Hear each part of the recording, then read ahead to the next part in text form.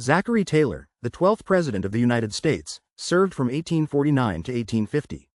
His path to the presidency was forged not through political maneuvering but through military heroism. Taylor was a career military officer, achieving national fame as a general during the Mexican-American War, 1846 to 1848. His victories at Palo Alto, Resaca de la Palma, Monterrey, and especially Buena Vista cemented his image as a strong and decisive leader. This military reputation propelled him into the political arena, even though he had little prior political experience. He was nominated by the Whig Party in 1848, capitalizing on his popularity and war record. Taylor's presidency, though brief, was dominated by the escalating sectional tensions surrounding slavery in the newly acquired territories from Mexico. His key accomplishments included, first, attempting to navigate the complex issue of slavery in the territories acquired after the Mexican-American War. He advocated for admitting California and New Mexico as free states, which would have upset the balance between free and slave states in the Senate, enraging many Southerners. Second, he took a strong stance against secessionist threats, vowing to use military force if necessary to preserve the Union. This firm stance was a surprise to many who expected a Southern slaveholder to be more sympathetic to the South's concerns.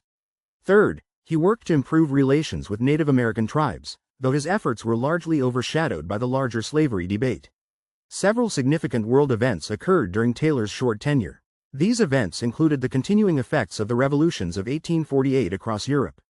These revolutions, fueled by calls for democracy and national self-determination, led to widespread unrest and upheaval across the continent. In Great Britain, the repeal of the Corn Laws had a significant impact on international trade and agriculture.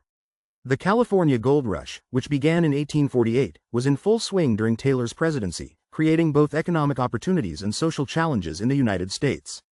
Zachary Taylor's presidency ended abruptly on July 9, 1850, when he died unexpectedly after only 16 months in office.